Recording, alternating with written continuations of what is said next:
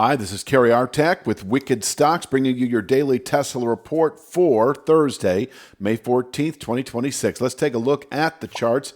We have definitely pushed into our resistance, our targeted resistance in the 440s. It begins at 442.26 and ends at the rising channel top on the same chart at 444.99. We are right in this zone, actually a little higher. It really is a weekly settlement tomorrow above 444.99. That sets up continued vertical move to 498.83, that December high of last year. This is probably a 2 to 3 week target, and within 2 to 3 months or less, 541.33 would be expected if we close tomorrow, the week itself, above 444.99. Until then, as challenges as it has been, this is a zone to take profits on a previously held long position and to consider playing the short side. We do have a rising channel top at 448.45 on the daily chart. We've reduced that to a minor point only. We're focusing on this zone, and it really is a weekly settlement at this juncture. So we've got another day to go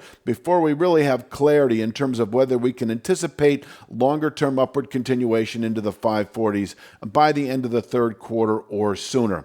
Let's take a look at, I'm going to kind of rifle through some of these charts here. We do have this descending channel top that held nicely yesterday, and we've had it as an intraday resistance all along. I'd mentioned how this is a decent day trade, 452.34. I do think if we close today, Thursday, above 452.34, it is likely that we will close the week tomorrow above that 444.99 channel top. So I guess what I'm saying is if you're itching to go long this market now, because we have been pushing through this zone but not closing above it by a convincing degree. I mean, yesterday's settlement, I don't know if that's the official settlement. We tend to jump right into the recordings after the closing bell, sometimes within 5 or 10 minutes of the closing bell. So I don't know what the official closing is, but 445.18 is last, about quarter past the hour. And that is certainly above, by a degree, that rising channel top at 444.99. So, if we close tomorrow, Friday, above 444.99, we do have a buy signal that we are expecting to play out through June into July, the 540s in reach. And if we close today above 452.34, you may begin to initiate a long position just based on that alone. Closing today above 452.34 should yield 474.07 tomorrow, Friday.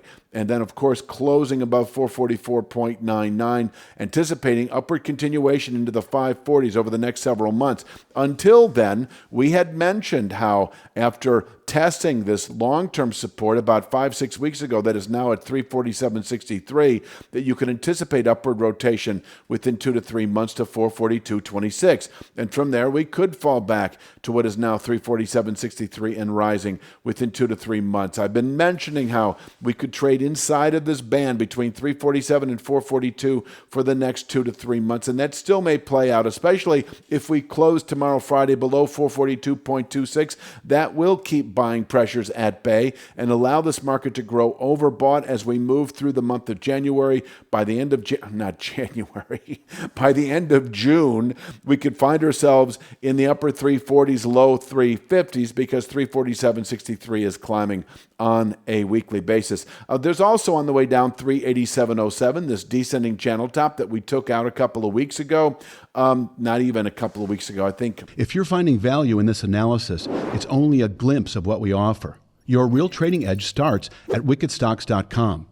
Each week, premium members receive 2 high-probability stock picks. Each one comes with a complete trade plan, including exact entry, profit target, stop loss, and regular updates so you can manage the trade with confidence. You'll also get daily video analysis in the top traded markets, the SPY, the Triple Q, and NVIDIA, highlighting the key price levels, trends, and trade setups we're focused on.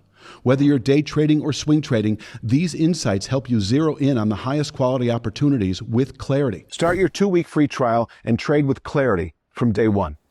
I think about a week ago, really. It looks like 2 weeks here, but we're in the middle of a new week, really. And so it was last week, early in the week, that we pushed through. I think it was Wednesday it was a week ago that we closed above this descending channel top on a daily basis, 387.07. That definitely set up the buy signal, or was the early stages for that buy signal into the 440s.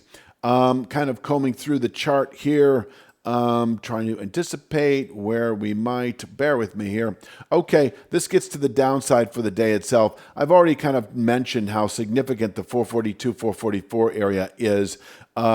If we do happen to test it, 426.50 can contain intraday, possibly daily selling pressures. Closing below 426.50 is a good high for the week. So if you've yet to set a short position, and I know it's been not the easiest because we've pushed through this area pretty significantly, at least on an intraday basis. But if you are short now, and anticipating, or at least hoping for, bearish rotation now as we continue through the rest of May and into June, I do think closing today below this 426 half formation is an early sign of that. Closing today below 426 half, we should on Friday test 409.03. And I do think, given the fact that we are presently testing this significant resistance area in the 440s, we can fall back into the 387.07 area over the next 2 or 3 weeks. That takes us back to this image here, closing below 426.50. I think you can play the short side of the market through the rest of the week and into next. Within 1 to 2 weeks, I would say 387.07 in reach. So after having tested this resistance in the 440s, your next go with sell signal on weakness. In other words, if you're setting a short position now, you're basically kind of in the clear, so to speak, with a settlement today below 426.50. You don't need to add to your short position, but if you've yet to go short, you could initiate a short position based on that alone.